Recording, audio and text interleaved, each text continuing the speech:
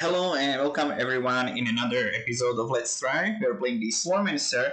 In the last episode, we finished the temple. We got to floor 150. As you can see, we have here it shows 165, but it's only because the highest floor unlocked. I have the 164, but we finished the temple. We fought the guy, the temple keeper, 3 times, and we unlocked all of the 15 ultimatums. As you can see, I didn't have much to upgrade them because I upgrade or use most of my pure slot for the upgrades of the temple.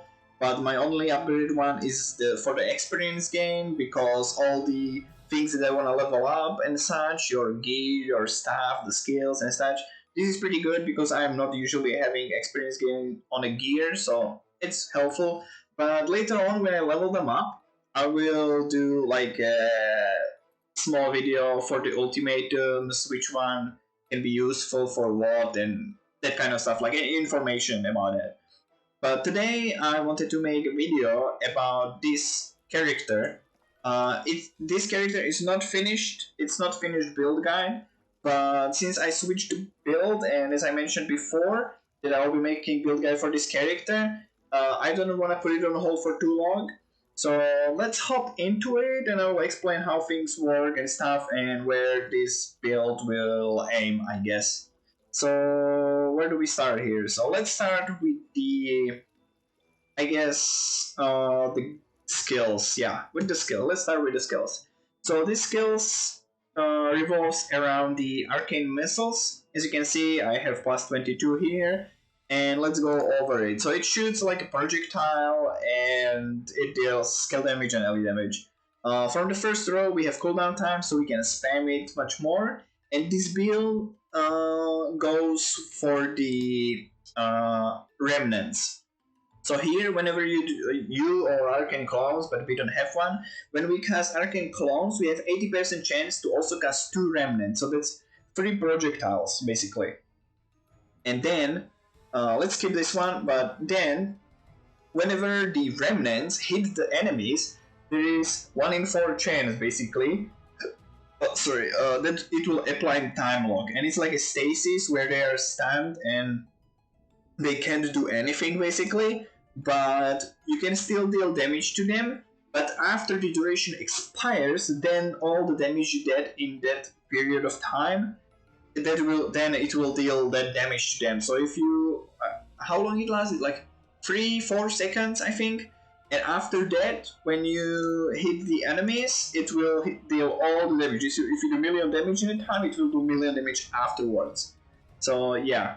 And then for the last one here, whenever the arcane missiles hit enemy affected by time lock, it deals its lost in time damage while they are in the time lock as an elemental damage to every enemy that is not affected by the time lock within the yard. So it's like small AoE kinda.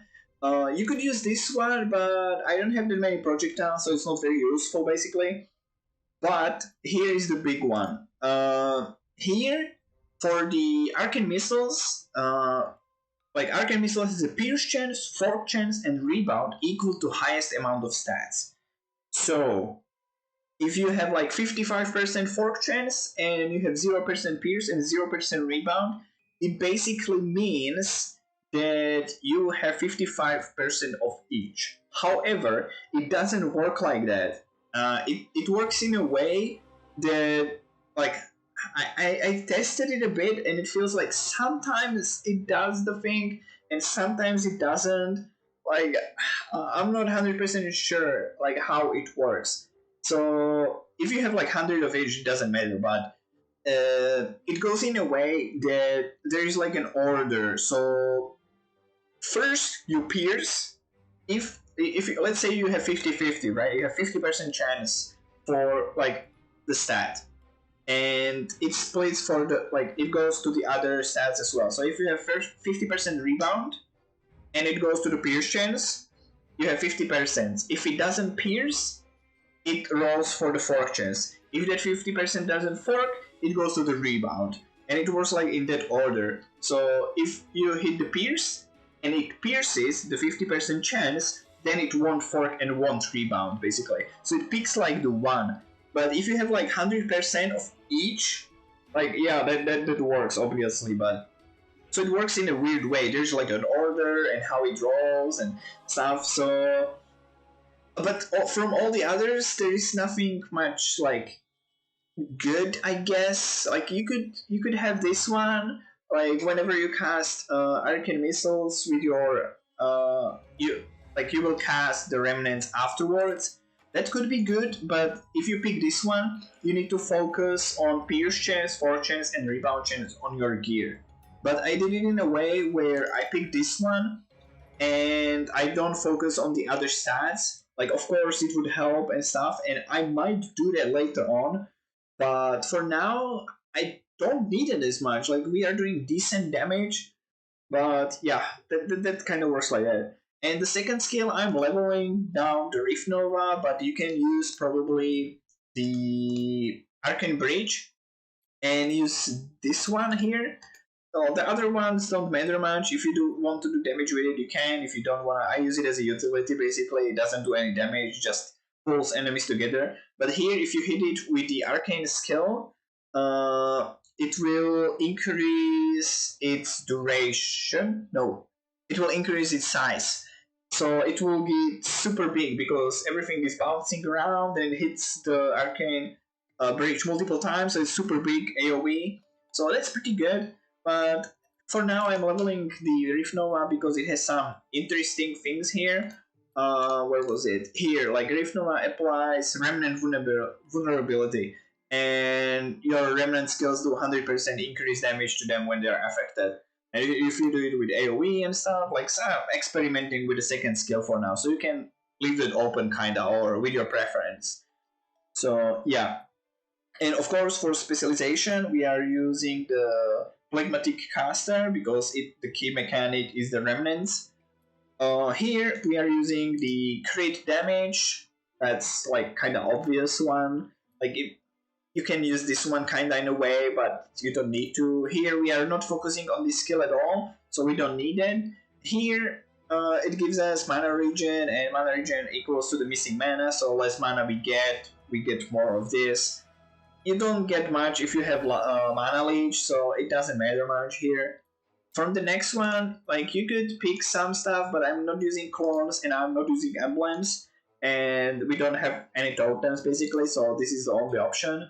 But it's good in a way that whenever you get life, you also get the same amount of mana, so you can focus on life leech and don't focus on mana leech. And basically, whenever you life leech, you will also mana leech at the same time. So that's pretty helpful. You can like save one stat. Here, Remnant scale 60% damage. That's the like a good one. Here, from this row, Inner Fire, no, we don't use clone, so we have Overdrive chance, and I will explain stuff when we get to the gear section. So the Remnant skills have 25% chance to trigger Remnant of Overdrive, and it's insane. It's insane. With the build that I have set up right now, it's really good. Here from the next one, we have Ellie damage because why not? Next one, Ancestral Crit Strike because we don't use much AoE basically. And the last one, we want Attack Speed. You lose 50% life basically, but the attack speed is really, really important. And you go like bam, bam, bam, bam, bam, very fast, like attack speed. So that's really good. So as you can see here, this is like this. You can see the remnants are going around. Sometimes it like rebound and stuff. So let's go into the stats so you can see here. And where is it here? Here, as you can see, I have 53% rebound chance, and it will go higher as you level up gear and stuff. But I have 53%, and I have 0 fork and 0 pierce. And sometimes it pierces, and sometimes it forks, and sometimes rebounds depending on the enemy and stuff. We have knockback chance. No, let's go. Yeah, that's like that. So let's go with the attributes. Here, on the gear, we have crafted some for the crit chance because that's obvious one. We have here some for ancestral crit as well, plus reduce the mana here. So that's pretty helpful. You could reduce like those 5 ones and put it into raw damage, maybe, but or here even for the attack speed and Reaper damage and max Reaper damage and stuff. That can be all useful, but here I'm focusing on the attack speed And in this game, attack speed also gives you like a cooldown reduction. So the more you have, the better basically. And it gives projectile speed and stuff like that. And we want raw damage kinda or raw or reaper damage because it affects the overdrive damage. As you can see here, the overdrive damage hits the enemy and it's based on the raw damage. So you need to scale raw damage on your gear and stuff to get it. So this 3, like up here, you could put this here and your overdrive will get like more. But I mean, the arcane missile deal enough damage, but the overdrive for now with the gear, it can be like over, like for a single target. If there's a single target and it hits like perfect thing, like all the stars align, you can hit like over 1,000,000 damage with your overdrive. So that's pretty cool. So let's hop into Ancestral Legacy here. We are using this one because it's raw damage, it's damage to elites, and mana regen is useful. Here we have armor and elipan, that's okay, and attack speed, that's another cooldown reduction basically. And here we have raw damage, which increase our overdrive, and then crit strike damage for 7 seconds. So that's pretty good. You could use this one, and I was using it for some time, like the flashing dart, and it gives you like additional projectiles basically, but you lose the mana regen. And if you have enough mana leech, then it's okay, but if you don't, then this can like hurt you in a way. Obviously, there are some other ones like that you could spend things into, like here, movement and attack speed. No, this no, like raw damage here, armor, pan, armor, that's okay, it's like defensive type of thing. And there's like a few more that you can get, definitely. Early damage, no. Like you can get like this one maybe, like on a hit, mana and life. That if you are struggling with that on gear maybe, so it can help you. But there's many things that you can play around. You can get auras and stuff. So yeah, nothing too deep much here. We covered this. We covered this. Let's go into, I guess, let's say the ultimatums here. Obviously, you don't need movement speed because it's kind of fast, I guess. Mana regen, you don't need, you leech that.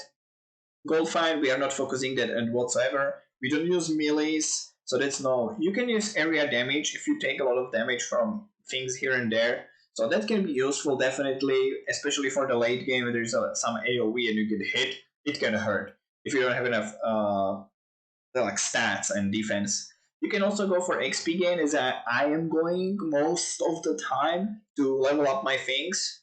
So that's really good. Fork chance could be good if you want, but you must keep in mind that if you have ultimatum, if you put any fortunes on your gear, it won't go above what the ultimatum gives you. So it's basically like wasted stats on your gear if you are using this ultimatum.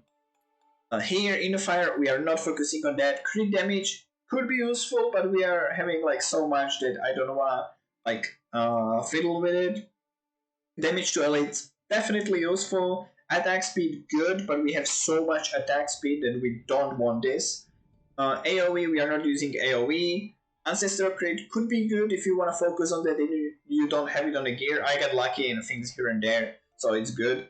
And crit chance could be good if you don't have much on the gear or you are focusing on different stat. So keep that in mind. But I'm using the projectile because obviously by the base I have 0. And whenever I get this, I get +1. And if I put this higher, maybe it will go up to 2 or something. I don't know. So more projectiles, more damage, basically more coverage.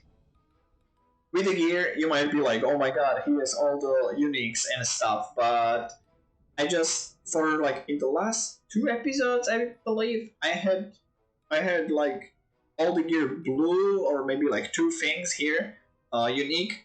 But I was like, you know what? I might as well level up some uniques and get some stats on them and benefit from the unique, like the legendary effects. So I was like, yeah, let's put the things that I have in my stash on me and craft it.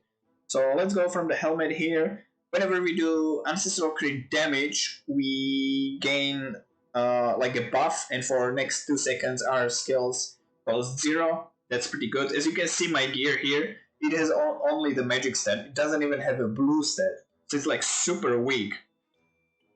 Of course, I need to recraft a bunch of this because I recrafted it a little from my blue gear on when I switched the gear from my blue to this one. So I need to like recraft a bunch of the things. Uh, but you want to focus on like crit chance, attack speed, and then maybe either fork, pierce, or rebound chance, stuff like that. I'm focusing on rebound, so that's the only thing that you can see here probably. So, and of course raw damage because we are scaling also the overdrive, and that's a big thing for this build because it hits so many times. Here, whenever we hit with whenever we cast ancestral skill, and we have this one that the burning shadow. When we did it, when we press, we get like some raw damage and crit strike damage. Yeah, crit strike damage, and we have like 80% chance to get additional crit chance from it. So like every 5th time roughly, you will get also this buff, which is pretty good actually. More crit chance, the better.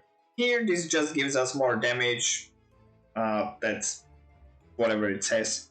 Here we have overdrive bounce chance, bounce number multiplier, so it can like bounce multiple times for the overdrives. And as you can see, still the attack speed, rebound, damage to elites, like nothing too crazy here. Crit chance, rebound, overdrive damage. So I am also scaling the overdrive damage because as I found out, it can be pretty ridiculous. Here, this is like our big defense thing, you could say, for the legendary effect. It staggers the damage, and we do decent amount of crit damage, ancestral crits, so it removes that like debuff. So that's pretty good. Here we have some heal just in case. We could switch this for any other effect if you benefit from it better. Basically, our other one has life on hit because we can life leech, and from the life leech we get also mana leech. So it's like good. Here we don't have anything because I didn't have any good boots on my gear, or any like legendary ones. So I'm gonna switch those for sure later on. Here, as you can see on my gear, I have also raw damage here, raw damage here, raw damage here, and stuff. Let's go here first. Here we have crit chance for each yard between the you and the enemy. Here we don't have anything, but as you can see, this is stacked. This is like crit damage, crit chance, ancestral, and attack speed. That's pretty good. And the last one, this is the biggest thing ever. So this is probably what's doing the crazy amount of damage from the overdrives. And if you have this, I recommend to try it for some overdrive type of gear or like a build, even for the other like classes. So here, as you can see, the overdrive damage, if there is no other possible targets, so when there is a single target, the overdrive deal 54% increased damage for every possible bounce. And from our thing here, as you can see, we bounce 4 times. And the multiplier here is like 79%. So the 4 times 54, you get like over 200% damage for your overdrive. So it, and then when it crits and stuff, it's insane. It's insane. And here for the last one, since I want to scale the overdrive damage as well, before I was using this weapon, and it definitely helps you. It gives you a lot of elemental damage, but you want to scale that elemental damage, so you would need to adjust your build, and it shoots like 3 projectiles. So it's fine, but after I found out that the Primordial version, it doesn't, like your skills do 0 damage, so I was like, what? Like I didn't know like what to do about it, so I was like, no, I don't want that. So after I switched for my overdrive, obviously you could do this one, but this doesn't give you damage for the overdrive, and I was like doing 6 damage with the overdrives. This gives you just a chance, right? So I was like, what scales the overdrive? And the raw damage scales it. So I was like, you know what? I might go as well for this one. You could obviously go with the base one, and that's okay. I don't know what are the other versions because I haven't leveled it up yet. But this one is really good, and your skill damage are lucky, and our skill damage is not very good, but this like gets crazy. So yeah, I might do like little thing here. Let's go like I don't know 8 maybe. So this is the showcase. This is wrap 7. Yeah, 7. Uh, you go like this, and everything just dies rather quick, I would say.